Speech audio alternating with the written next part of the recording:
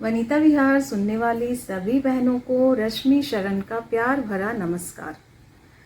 बहनों, रंगों के त्यौहार होली की तैयारियों में आप सभी व्यस्त होंगी। तरह तरह के पकवान, बच्चों की पिचकारी, मन में उमंग।